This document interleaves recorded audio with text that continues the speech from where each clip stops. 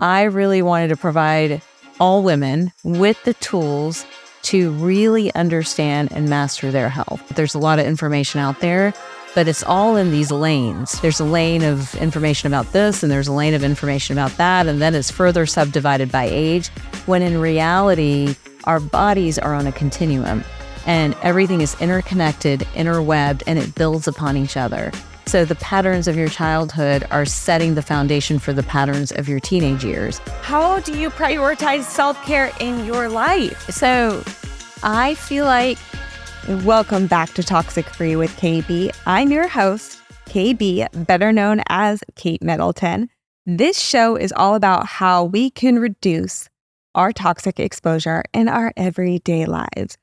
You guys, I just had one of the most amazing chats with our next guest for today, Dr. Taz. Dr. Taz, if you follow her on Instagram, if you follow her, TikTok, all the things, her new book, The Hormone Shift, is out as well. But a little bit about our conversation was that she was faced with personal health challenges as a medical resident in her 20s and healthcare systems that truly didn't make her feel any better, right? She shares her entire story of how this book kind of evolved into her business, her practice. And Dr. Taz turned to adding Eastern medical wisdom to her medical quiver. What she found was a wealth of information not yet taught in conventional medical schools. These systems of medicine include traditional Chinese medicine, acupuncture, Ayurveda, and integrative medicine with Dr. Weil. Ultimately, that truly helped her heal herself. So let's jump into the show.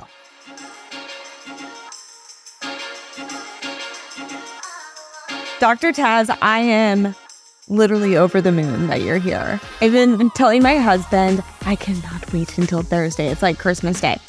So I'm so happy you're here. I am so excited to dive in. I know we're just going to blow up everyone's minds. Good. Because, yeah, exactly. Because what we're about to talk about is it's life-changing. I mean, it's something that I wish I would have learned way back when, but I want to start just jumping into my questions. Let's do it. Before we get to the forward conversation. Yeah. So you are embracing this Eastern-Western medicine marriage, right? What were the pivotal moments that led you to embrace Eastern medical wisdom alongside conventional medicine? Well, I love that question, and it was all very accidental, and it really has to do with my own health and my experience trying to get answers to many of the issues that I was having when I was in my 20s. And Western medicine, conventional medicine, kind of failed me, to be 100% honest. I tried to get answers or solutions, and I really didn't.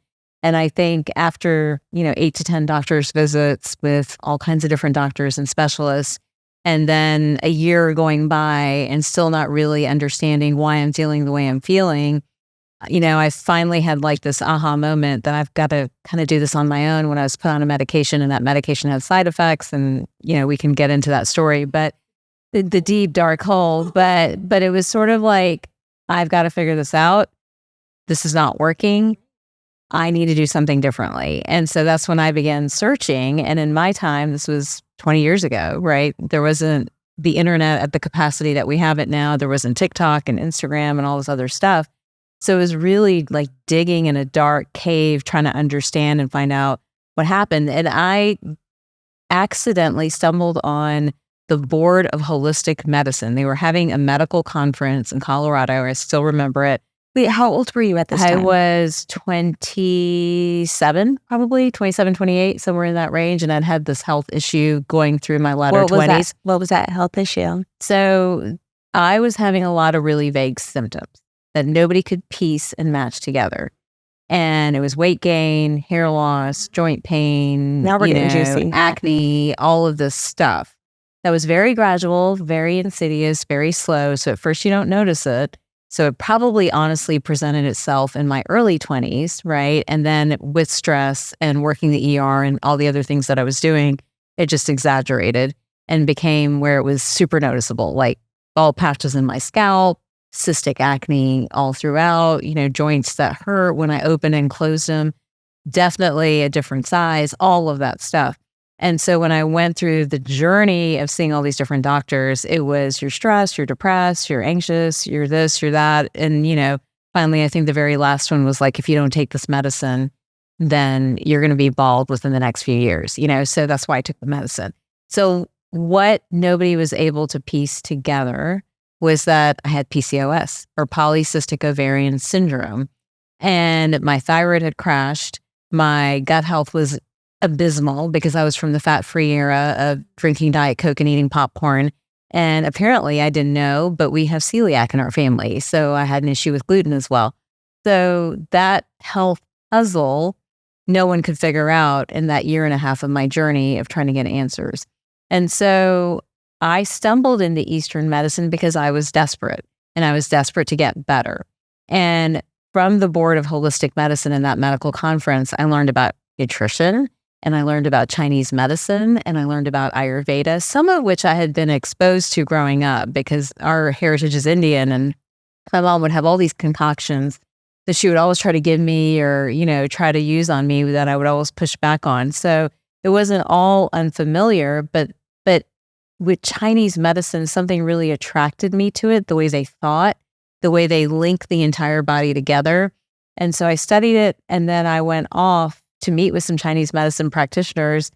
And, they were funny now, it wasn't funny then, but I remember them looking at me and going, oh no, very bad qi. This is very bad. I'm like, what's bad qi? That's what I said. What do you mean? What is bad Get qi? away from me. Like, what do you mean? What did I do? So, but what they were trying to say is I was very depleted.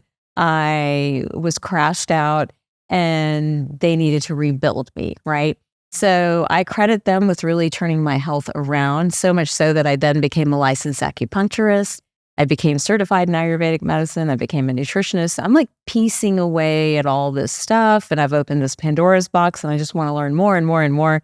And then I finally did the fellowship in integrative medicine with Dr. Andy Weil, where we got exposed to more different modalities, not just Ayurveda and Chinese medicine. And the reason I am fascinated by it is because it brings the whole person into the equation.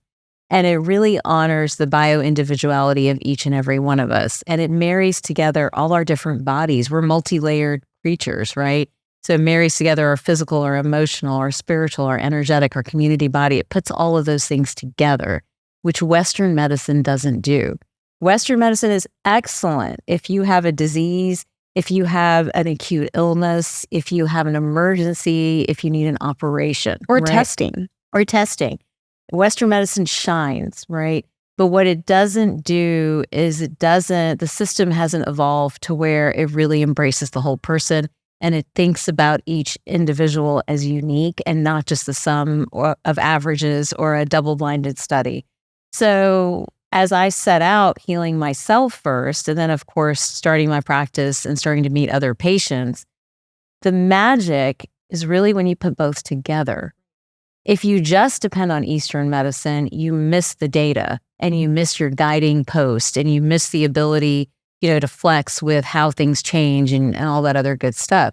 If you just do Western medicine, you miss out on this toolbox that Eastern medicine really offers you. So it's the merging of the both that really gets people better. But most importantly, it's not just about getting better. It's about finding that formula about you. It's your magic, what you need to do for you versus me. So what I'm imagining, a past memory. So girl from Kansas, hey, the food industry there, just the wellness industry is just so defunct. My mom actually was a functional nutritionist. She was? Yeah. So she was integrative functional nutritionist in that area. So she was a little bit more ahead of the area, I guess you could say. But I remember I would read all of her books, and I discovered Dr. Andrew Weil as well. Yeah. And I feel like he was kind of one of the forefront of, besides Very much. many others. But it was one of those things that really opened up my eyes. Me having autoimmune, stemming from a lot of things from childhood, and genetically. But that's something that when I was reading about you and learning more about you, I was like, gosh, like that is our connection. I'm Dr. Andrew Weil. But you were saying this marriage of Eastern and Western medicine, that opposites attract, right? It's kind of like my husband and I, right? He's the bowl, I'm the china shop. But you brought that fun little concoction together and opened up Center Spring MD, which focuses on the whole health transformation through the personalized lifestyle, diet, and all of those holistic approaches, mentioning the Chinese and functional medicine. Absolutely. Right? Mm-hmm. I love that.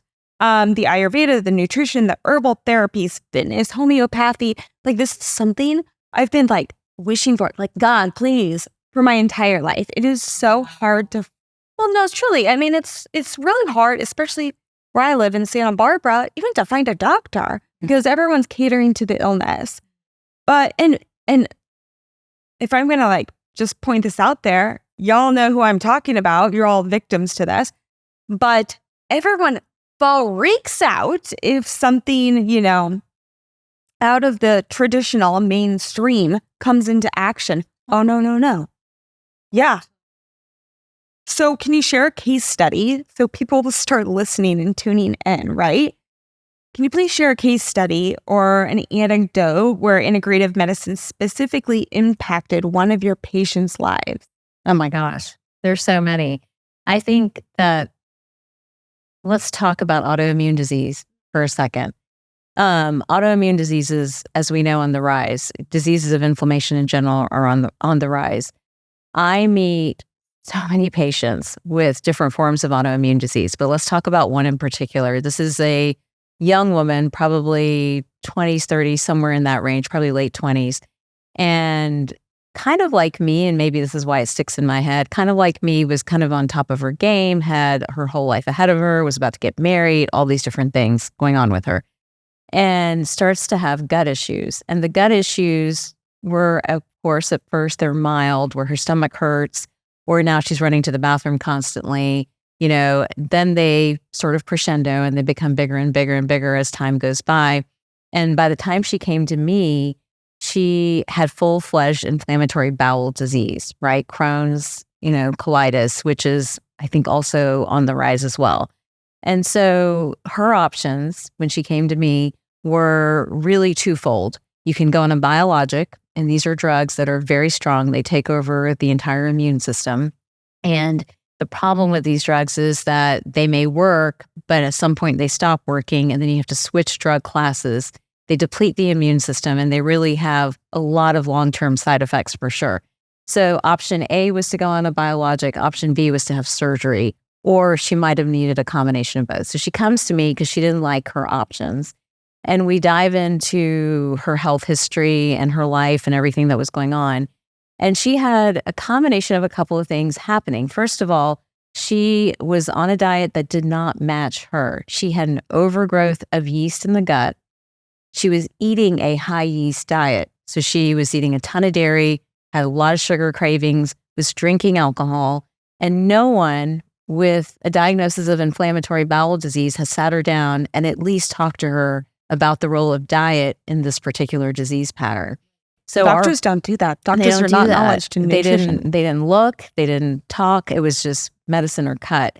So as we do our testing and as we, first of all, do the Eastern diagnostics, look at her tongue, she's got a thick white coat, look at her face, then do the lab work. And we do a lot of sort of Eastern scanning where you can use technology, but it spits out like an Eastern medicine diagnostic. It suggested the yeast. We do her stool testing. We found the yeast. So then we sit down and we're like, okay, this is the root cause. The root is your overgrowth of yeast that's driving the inflammation, that's driving your inflammatory bowel disease, that's gotten you as sick as you are. Here are your options. We have to clean up your diet. We have to remove all high yeast foods. We have to get rid of the alcohol. We have to rehab the gut, and we have to treat the yeast. So we put her on a protocol. That protocol, I said, please give me 4 weeks, before you meet. any decision, because once you go on a medication, then it's very challenging to see if any of the stuff is going to work. I go, give me at least 4 weeks, ideally 6 weeks, to see if we're headed down the right track.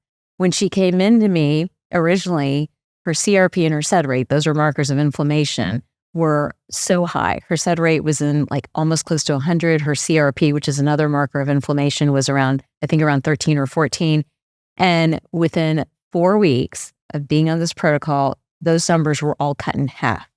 So they were still not normal, but her inflammation was down in half. She was so encouraged and she already felt so much better, wasn't going to the bathroom as frequently, wasn't having the pain, all those other things, that she postponed her GI appointments and said, can I please give it another 4 weeks before I go back? I'm like, that's fine, but I do want your entire medical team aware of what you're doing. I'm not trying to create we're right and you're wrong, type situations. So she let them know and they're like, that's fine. But, if those numbers change, you need to come back right away because you can get sicker and sicker and sicker. So sure enough, in another 4 weeks, now 8 weeks have gone by, her numbers normalized. And slowly her body reversed. The inflammation went down. She never needed surgery. She never needed biologics. And she's since then continues to be a patient of the practice. She's had children. She's gotten pregnant. She's done all these things. And she manages it with the protocol that we set. And we also know when she's going to get into trouble, right? If she's in a high stress state or has binged on sugar or something like that, then we know how to come in and manage that so it doesn't set up an inflammatory flare. And so how long did that process in total take? For her to get better? For her to get better from when she was diagnosed. So, she came to me. By the time she came to me, she had a diagnosis. She already had a diagnosis of 1 year and had gone through that same journey of multiple specialists and multiple doctors. Then she got to me. And for me, within 90 days, we were able to get her inflammation turned around. And she went into full remission within 6 months. Just by changing her lifestyle habit. Diet and rehabbing the gut. It's so crazy because, the show is called Toxic Free with KB. And we live in that lifestyle where everything is especially heavily marketed at us, where we don't know if what we're ingesting even, we'll just use, nutrition, that's a really easy example, is throwing us off so much that, it's setting us up for failure in the end because we're just compiling it on and on and on. And then we turn into like having that IBD or IBS. Is it IBD now? Well, IBS is the mild version. IBD is when it becomes full-fledged disease pattern. Wow. Crazy. That is so crazy. But through lifestyle changes, through lifestyle patterns, you can kind of like release that and create something, just, create that vibrance back in your life, which I really, truly love. It's very much like bringing back energy. It's back to that chi, right? It's like you're not a bad chi. No, but it's bringing back chi because what's happening is we're all depleting it with the way we live and stress and the environments that we're all in. It's being depleted on a regular, consistent basis. And when you're being depleted, typically you would think I'm building myself back up because I'm eating healthy or I'm doing this or I'm doing that. But a lot of times, even those choices still need additional support because of the environment that we live in today. So it's all about building the energy back for the body to be able to manage the environment that we live in. Totally. What I love especially about you is that you are all about empowering the woman's superpowers. Go. Yeah. Go. I love it because so many women are on the like cutthroat, like, gotta live in a man's world or I can't help you, build you up. You're going to do better than me. I mean, I've mentioned it multiple times. Some females don't even have a great relationship with their mother figures. There's a little competition there and there's no buildup there, right? So I love that you're bringing that on to the whole public, right? I'm embracing it. Could you elaborate on what these superpowers truly are and how they manifest in all of our lives? Definitely. So one of the things, and again, I got to pull from Chinese and Ayurvedic medicine, older systems of medicine. Women were meant to be in community. They were meant to be collaborative because the family structure and the family unit is and was thought to be so essential and so important, but also so stressful that for one woman to stand on an island and do it by herself was never thought to be realistic. If we go back in time when women had children, for example, you actually left with your child to go to your mother's house and to the women of the family, where all the women of the family would gather together to take care of you and the child. So it wasn't all on you. You could actually go rest at certain times, right? Imagine that. We've come such a long way from that, right? Where we have this idea of the nuclear family and we're set up in competition against each other. Like, how well are you managing your family and your career versus you, versus you, versus you? And Right. it's like a I'm flexing busy. game. Yeah, You right. know, like, oh my God, I'm so busy. I have so much going on. This one's doing, so we've got a lot of this chatter now. And we as women have lost our sense of community because we're so busy competing and being in the workplace or competing even on a home front to a certain extent. So I think one of our superpowers that we need to re-embrace is building community for ourselves, and maybe that's your immediate family. And it makes me sad to think, because I also have some of that tension, with my mom and some of the women in our family. It makes me sad that that tension does exist, right? But if it exists, then go find other women that are like-minded, and they can be of different ages, and each of you nurture each other so that you're able to do what you're supposed to do. Because in community, we do get better and stress goes down. So that's the superpower that we as women have. Well, so you mentioned different ages, and something I didn't realize until I got a little bit older was that, I moved to Santa Barbara from another town and I didn't know anyone. I got locked in COVID. All hell went loose, And so it took me a couple of years to be like, I can have a friend there or a friend there. My mom actually had moved to the same town. So she had met a couple women that were much older than me, but I started upon building those relationships. I started finding the places that I loved to go to that I would find like-minded women. And that's how you build community. But, with the busy lives that oh gosh, I forgot the air quotes, but the busy lives, Right. I love being busy, Yeah. busy overboard, but it really does tear us down in the end and disrupts our true relationships and our true community. So I really, really love that you mentioned that. And it gives me a healthy reminder to, put the phone down and actually say let's go for a walk. Let's go get a cup of coffee. We have time. It's really nurturing us in more ways than one. Definitely. And I think you just mentioned the second superpower that I want to make sure we talk about is not only do we function better in community and we are building community. You're married, I'm married. I mean, I don't know if this happens to you, but I have to arrange my husband's play dates, right? I have to help him build his community too. Yeah, you know what I mean? So, and I was talking to another female friend about this as well. She has to be involved. Otherwise the entire family gets isolated, right? So we're building community, not just for us, but we're also building it for our family members as well.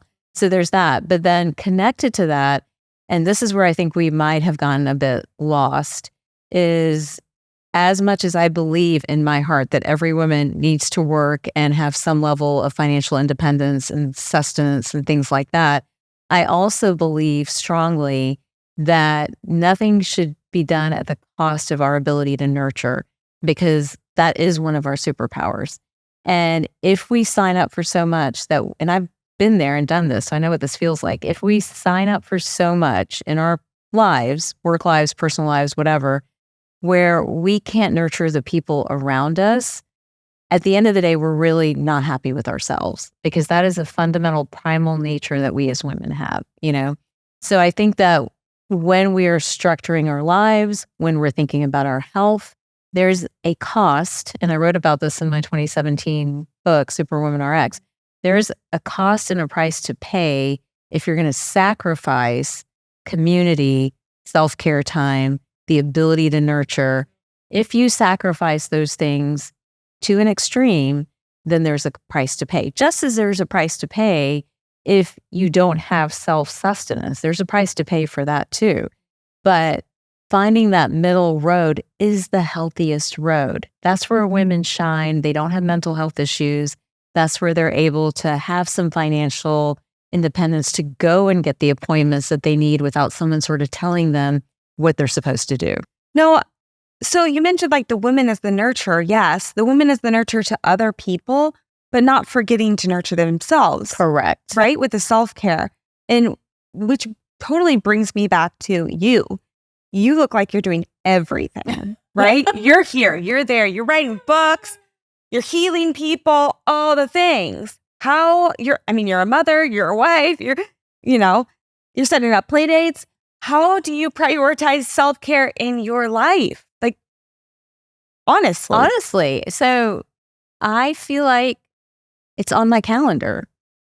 It's on my calendar, right? And I don't have any guilt about going and doing the things I need to do. I did for a long time, right? Like, oh my gosh, if I go to that yoga class, I'm not going to be home on time and the kids won't see me and this is blah, blah, blah, blah.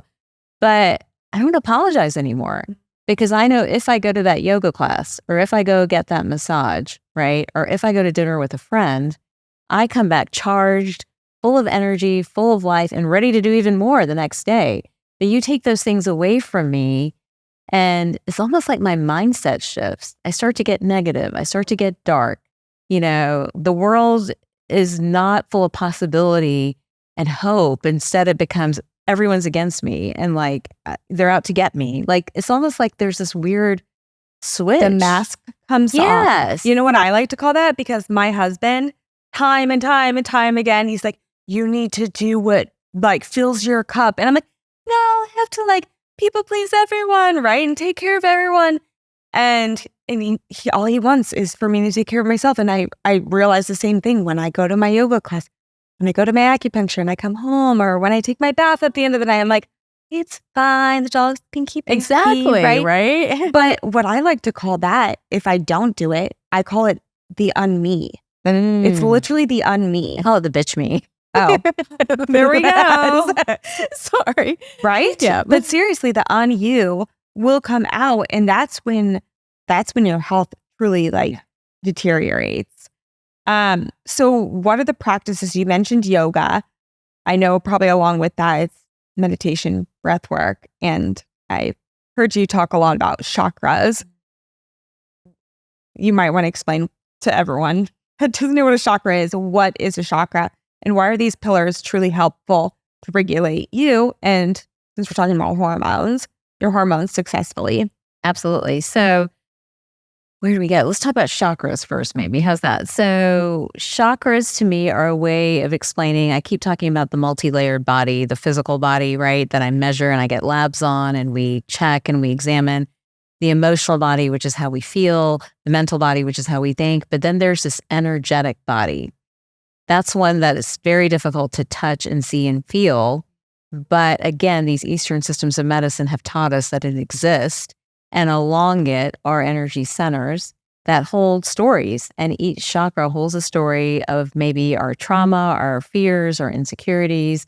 And that vibration in turn influences everything else. So for example, you have a root chakra, which is all about self-worth and stability.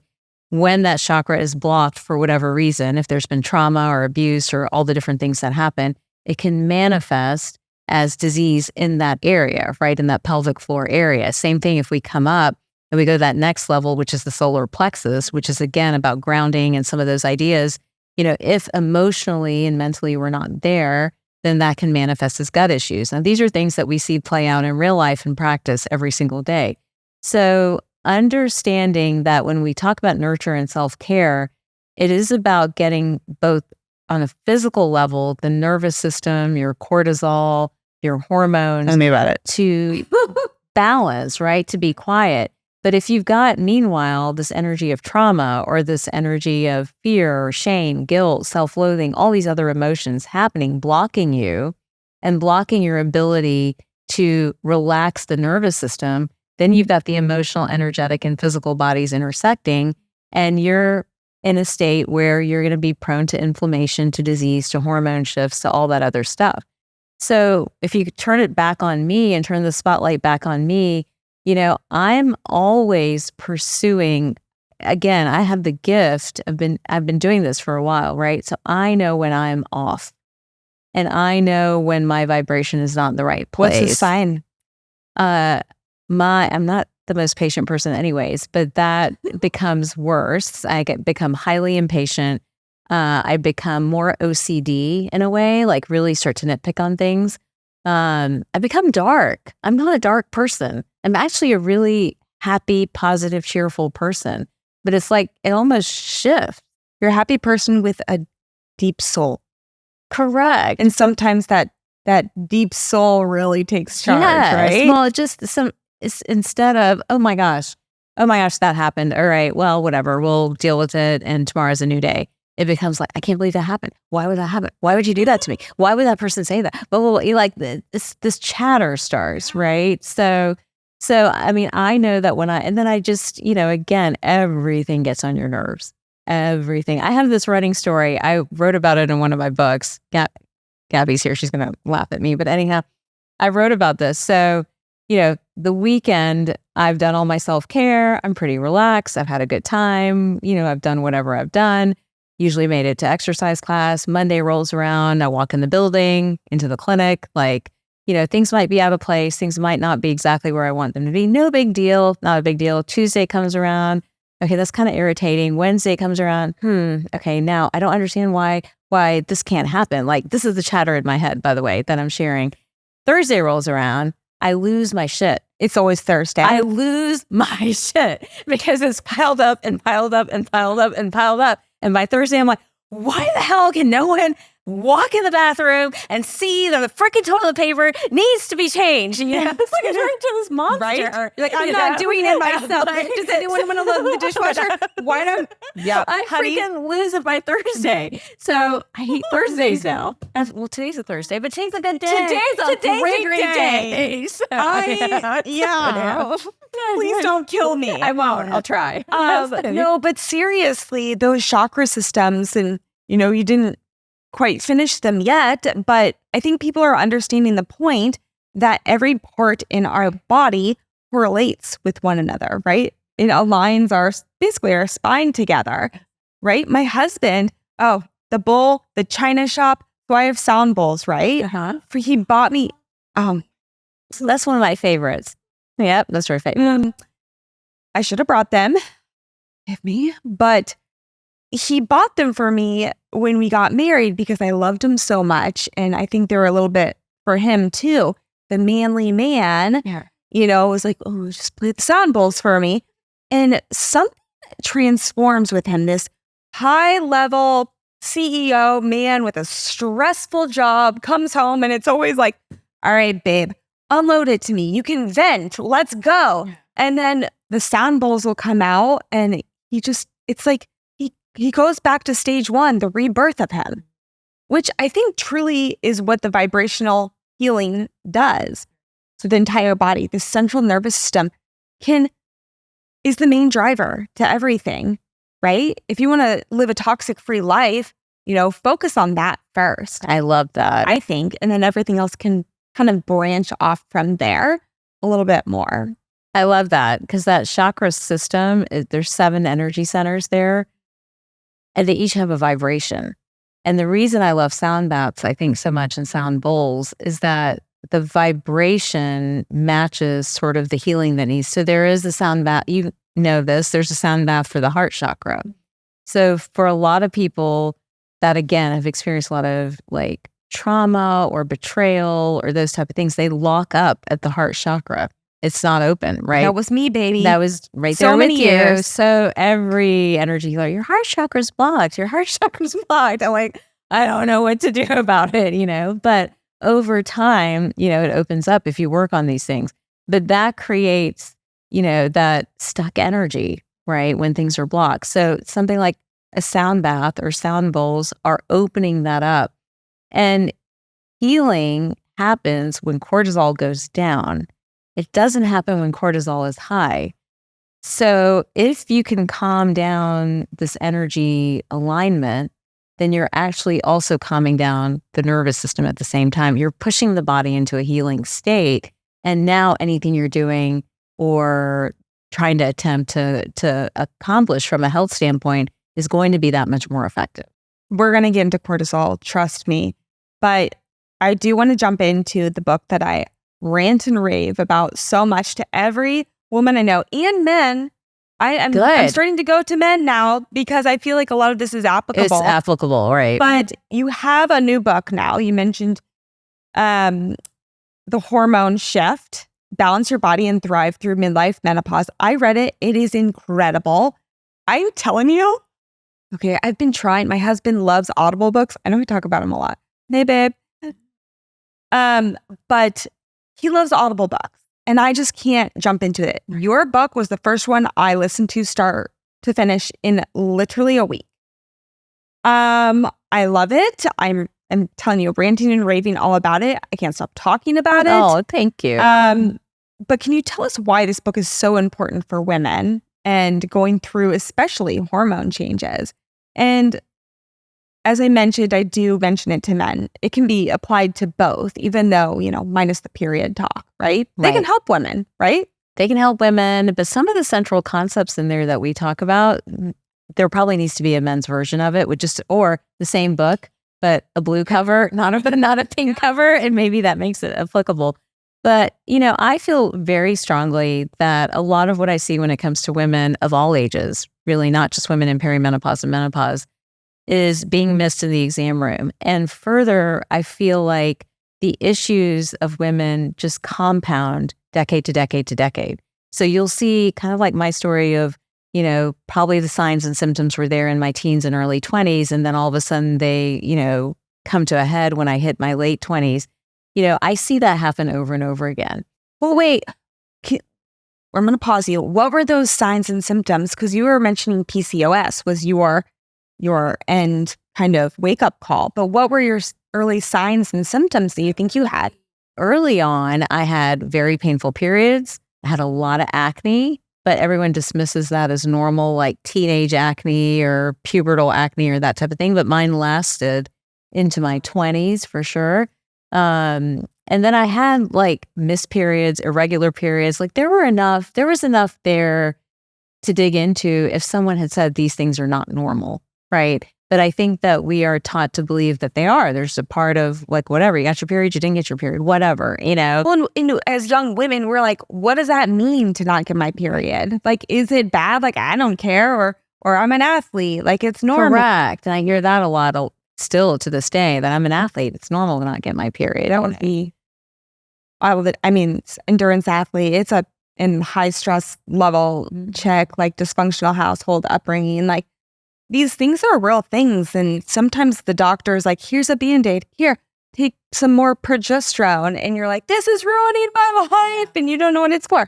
But continue on. Well, I'm just thinking too, like we had a very dysfunctional childhood home, right? So again, that nervous system was already like ramped up before med school, before residency, before all of that competition and stuff like that. So I had all the ingredients in the recipe there to get, to develop something for sure.